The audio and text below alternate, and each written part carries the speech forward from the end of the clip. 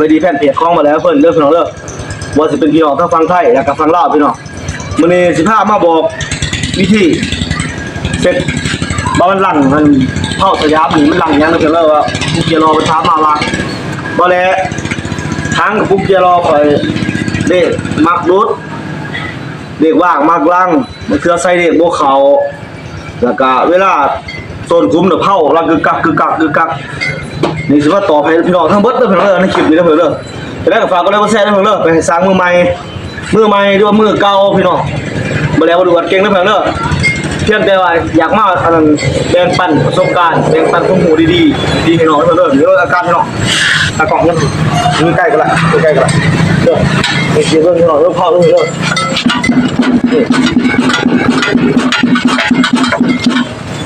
อาการนี้ขั้นมันกิบรุดกิบสูตรแต่มันหรือว่ามีการล้มหรือว่ามีการเรื่องแรกกันสุดร้อนอยู่ในแก๊สในเผาในหรือว่านั่นเถอะจะใส่ไปโดนถามว่าหุ่นแห้งนี่ตัวนี้อาจแตกไหลพี่น้องตามประสบการณ์เคยแตกไหลเรื่องเพราะว่าการกระทบไปมาไปแล้วเขาใส่นักคือว่าขั้นตอนมากนี่สิบอกให้เบิ่งละเอียดไปได้พี่น้องแต่สิมันอธิบายไปเราออกเดี๋ยวเรื่องความโลภ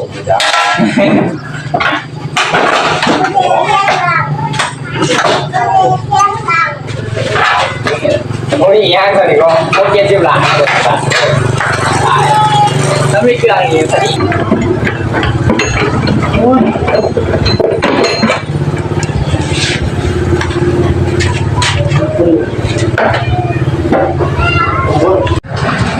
มาต่อทำให้พี่น้องเขาไปไก่เพิ่มจะบอกแผ่ฟ้าเนี่ยค่ะพี่น้องถามมาว่าแคลอันนี้แล้วก็เดียวนี่เพิ่นเปลี่ยนใหม่แล้วก็ยังฝืดอยู่บ่ได้เพิ่นว่ามันกำแข็งเพิ่นเด้อนี่เด้อพี่น้องเด้อตัวนี้ก็สำคัญเด้อพี่น้องเด้อบางขั้นนี่ตีจนเมื่อยได้จังไดพี่น้องนี่มันเข้าสนิมอยู่ข้างในนี่ตัวนี้ฝืดแล้วก็กำแข็งก็มีเด้อพี่น้องเด้อแล้วตัวนี้มันก็ปกตินี่สมมุติถึงว่าได้ตอบว่าบางเทื่อบากตัวนี้นี่บากตัวนี้อยู่ในอันนี้มันล้มอย่างกับผ้ากำฝืดแล้วเด้อมันงัดถึงจังหวะจะได้งัดนี่อันนึงตัวนี้2 1 วันนี่จอยนี่ลูกปืนจอยกับวีจอยนี่กับผ้ากำแพรแข่งกันใช่ป่ะอันที่3นี่มันตัวนี้เนาะโอ้ยเจ้าเขาก็ได้แซ่ได้เพิ่นเด้อมันจะใส่ปันครับพี่น้องบ่แซ่ให้ล่ะมีกำลังใจเด้อพี่น้องเด้อนี่พี่น้องมันฝืนตัวนี้กับผ้าเป็นนี่อัน2อัน3มันตัวนี้กับผ้าให้ฝืนกันนะพี่น้องเด้อถือว่าตัวนี้นี่ว่ายังไงมันเสียศูนย์เต็กแต่ครั้งเดียวนี่กะนี่เต็กแต่ครั้งเดียวครั้งนึงบ่เต็กนี่กะผ้าให้ฝืนไล่พี่น้องฝากก็ได้ก็แซ่ได้พี่น้องเด้อให้ออกไปฝากก็ได้ก็แซ่พี่น้องแต่ว่าขั้นนี้อีพ่อแต่ว่าขั้นนี้สิมาแก่เผาถอดไหลพี่น้องเผาตีกึกกักพี่น้องเด้อตัวนี้ถือว่าตอนสิมาพี่น้องตอนมันขึ้นมากึกกักสิมาแก่ใครกิบลูกวาน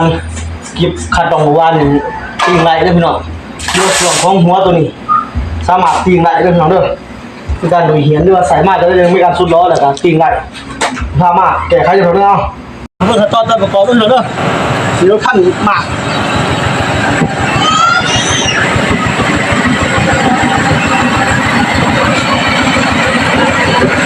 ผู้เดียวพี่น้องผู้เดียวมี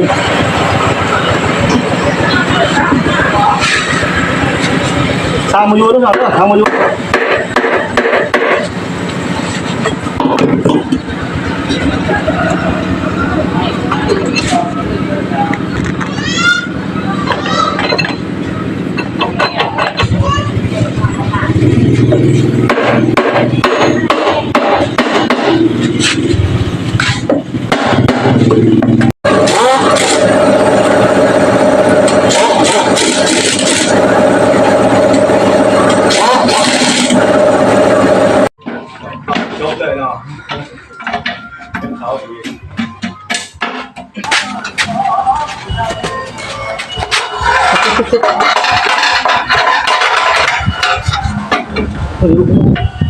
ขั้นทนให้ทุกคน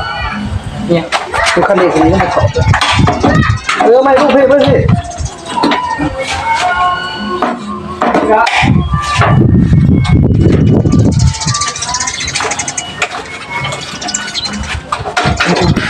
ขั้นที่ว่าเดี๋ยวเอาไปอีกขั้นหนึ่งก็พอเด้ออาการมากที่ว่าอาการมากนี่มันกิบหรือว่านี่ท้อนเด้อเด้อคือกับนี่เด้อเรียบร้อยพี่น้องนี่เรียบร้อยเด้อเด้อฝากกดไลค์กดแชร์เป็นเดี๋ยวเราจะบอกให้เพื่อนเด้อเด้อ